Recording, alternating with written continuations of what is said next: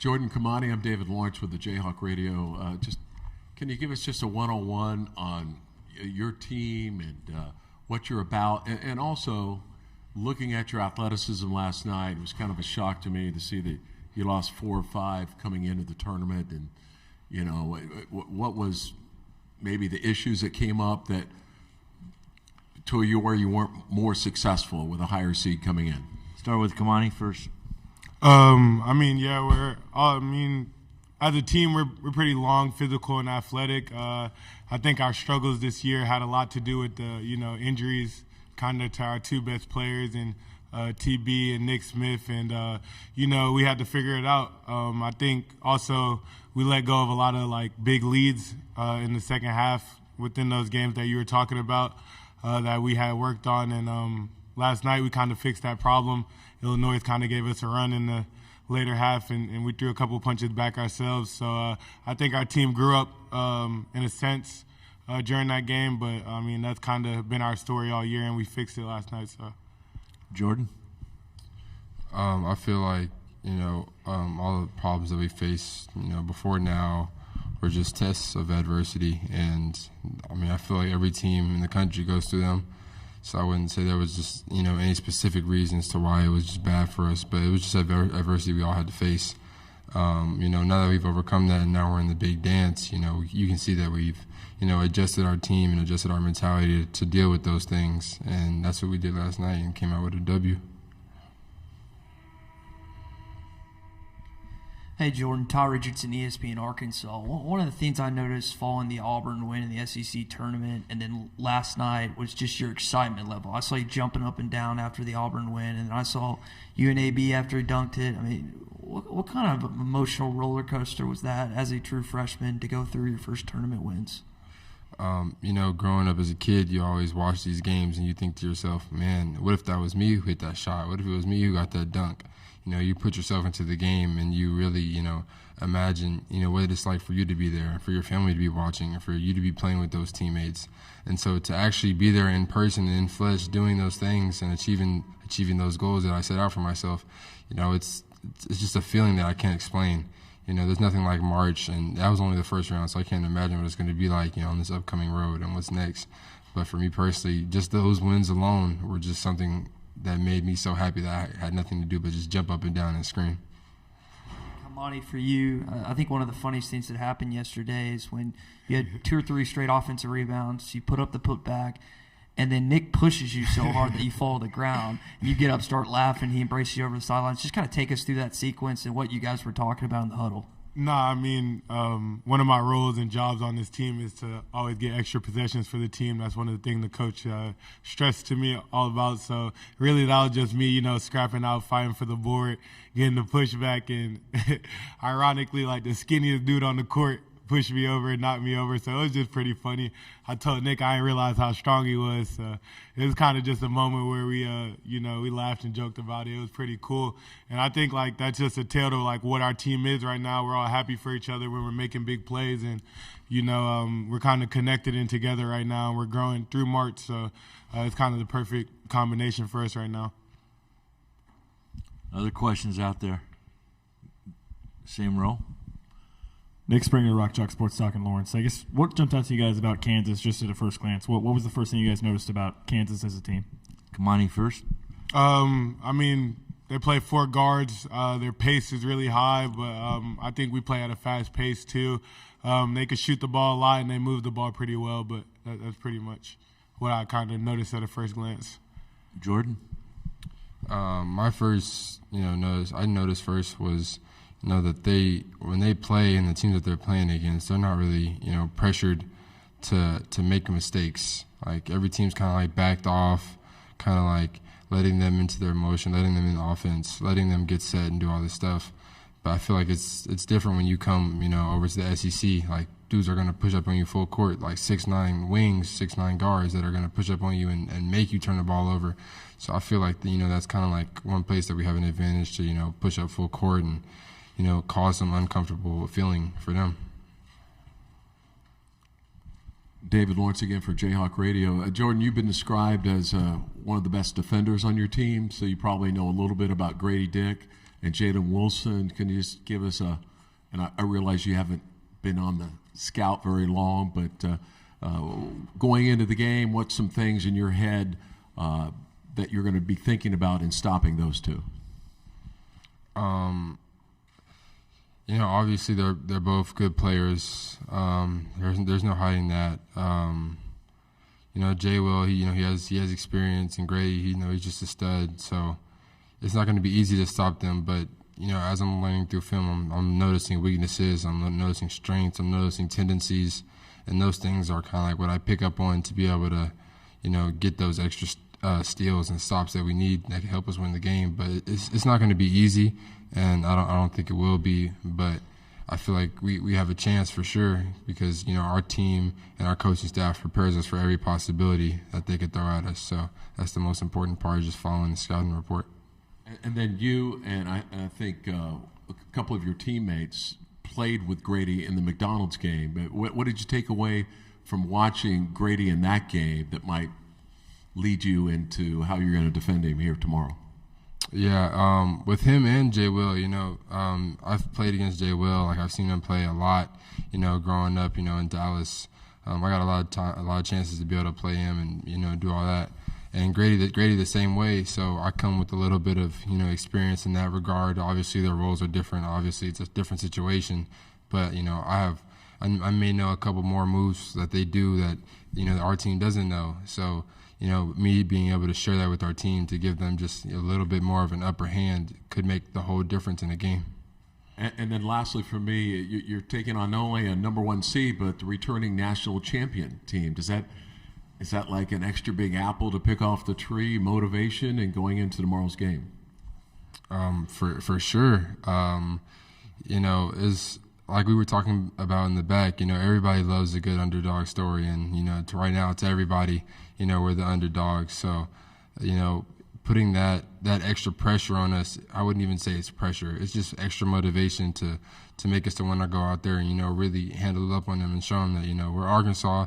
We're not seated as high. We're not known as much as well, but like we're here to put up a fight, and we're going to do that every night. Go ahead. Yeah, the microphone on the aisle. Yeah, go ahead. Got a rookie mic holder. I'm sorry. Kamani, for you, I know Dakari went several places in the NCAA tournament with Kentucky, and you had your own run the last 2 years, didn't play 2 years ago, was on the team last year. Have you talked to your older brother just about going far in the NCAA tournament, maybe the experiences that you can gain in addition to yours the last 2 years? Yeah, growing up, watching him and obviously like going to the games in the tournament, you kind of just learn a lot, but you also just gain a hunger for, kind of wanting to be where he was at. And, these past 2 years, I've been to 2 Elite Eights here, and I'm just trying to get over that hump. And also just like, talking to him, he kind of compared this year's my year's Arkansas team this year to his first year at Kentucky and how they struggled and kind of how like they all came together during March this time period and kind of rallied, and they made a national championship and lost to UConn. But he's kind of been giving me a little bit of tips on just leadership and keeping everybody together. So most definitely been talking to him about it.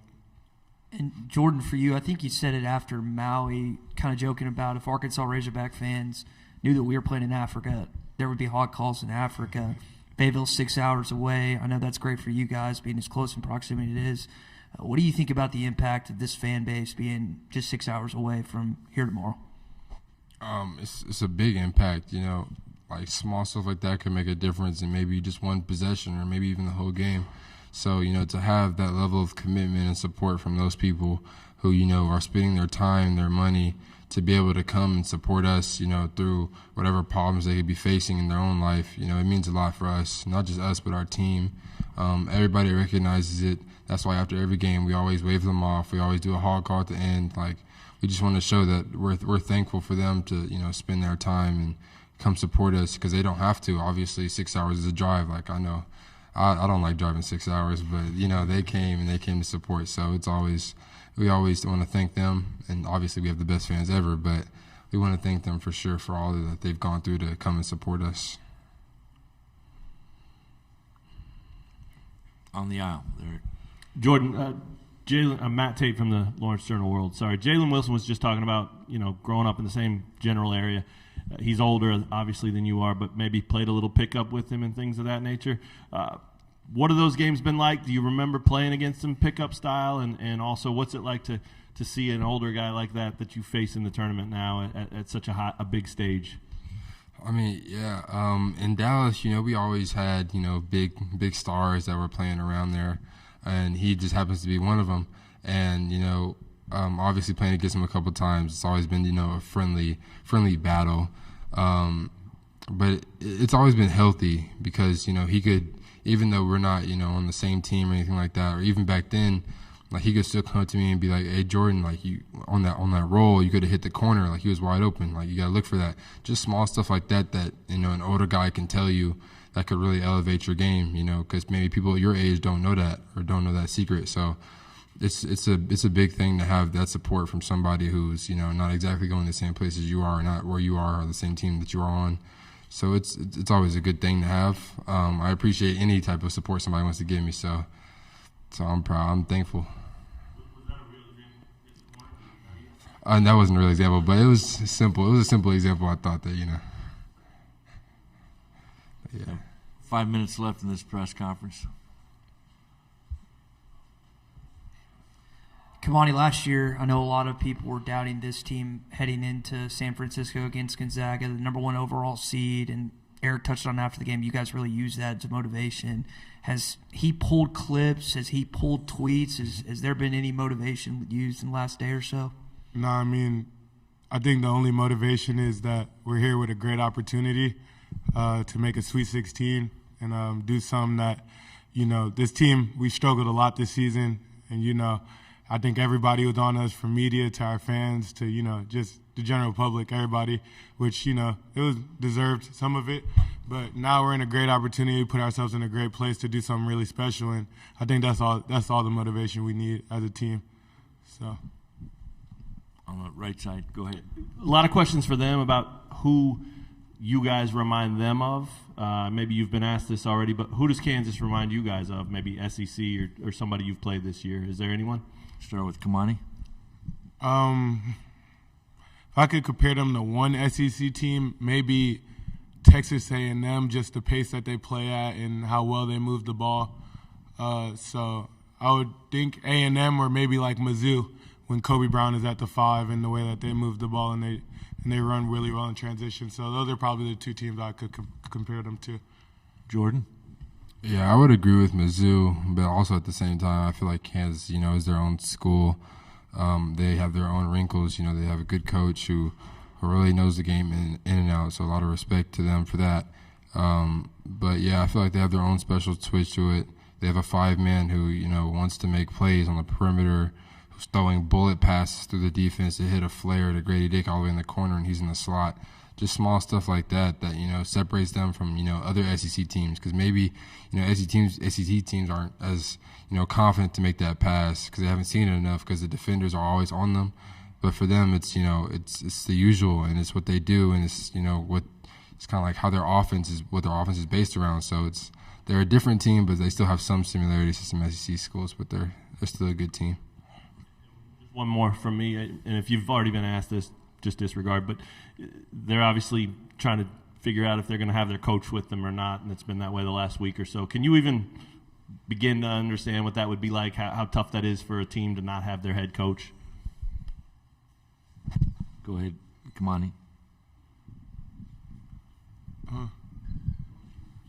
I mean, it's probably tough, not having the head of your team, but I mean, I hope he's there coaching them, but we kind of got to focus on like what's ahead of us. Yeah, I mean, I couldn't imagine what it's like for us to play without Muss. So I could just imagine what those guys are going through in their heads. But obviously, I wish the best for the coach. I hope that he's healthy and everything that he's doing. But at the same time, we have a game. We have to go out here and compete and win, and that's the main objective. So that's what we keep in our mind on, whether they have a coach or not. Which, if they do, great. If they don't, great. Cool. We're going to prepare the same way, and hopefully come out with the same intensity to be able to win the game. A question for both of you along the lines of the extra motivation, the returning national champ, the number 1 seed, but also Big 12's been getting a lot of notoriety as being the toughest conference in the country by everyone. I mean, you got to be a little bit sick of that, being in a strong SEC conference. I mean, is that something that you hear from other SEC schools that, hey, take down them? That's the Big 12. Show them. Let's have some SEC pride. Kamani? Yeah, I mean, I've been locked into the Big 12 games. My brother Marquise Noel is playing in K-State, so I just know how tough he is, and I've been watching their games a lot and watching the Big 12, and they are a tough conference. But I mean, the SEC, I don't know when that switch or who gave that title up, but we've kind of been known to be like the more tougher, more physical, athletic conference out of anybody. I mean, coming to the Illinois game, we just heard about how they're the toughest rebounding conference, and then we kind of rebounded well with them. So the SEC, we got a lot of athletes in it, a lot of length and a lot of size. So I think the SEC is probably the toughest conference to play basketball in. The Big 12 had a great year, though. Jordan? Yeah, there's something special about every conference. Big 12 has the name of being tough, I guess. I'm new to college, so I'm new to these things. But, I've learned that, everybody has their own, little signature things about them, attributes, you could say. And I feel like, to me personally, I feel like the SEC is the best in every attribute. But I've been told that, some places are a little more physical, a little more big, and the play style is a little different. But, I always watched the Big 12 growing up and the SEC. So for me, it's just, two good conferences with good players. Time for one final question out there. Go ahead, sir. Kamani, a little while ago, you were kind of talking about the ups and downs of the season, different media, different fans' reactions and whatnot. If you guys are able to pull it off, back-to-back number 1 seeds tomorrow, do you almost feel like it's somewhat of a redemption? Like, how do you view this win tomorrow based on the expectations of this season? It would just be a big win for not only us and just our program. Us being here, since I've been here, we've had a lot of big statement wins just for our program in general.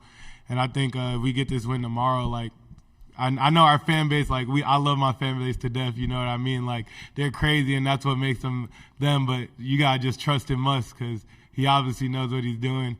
And I think, like any great fan base, whenever we're struggling, it's like the world is on fire. But, I mean, that's just credit to Musk, man, like what he's done since he's been here, 2 back-to-back Elite Eights. And if we get this win tomorrow, it's just another statement, big win for our program. And I just can't say enough as a coach he's been for us and just a leader for the program. I think Arkansas is back, you know what I mean?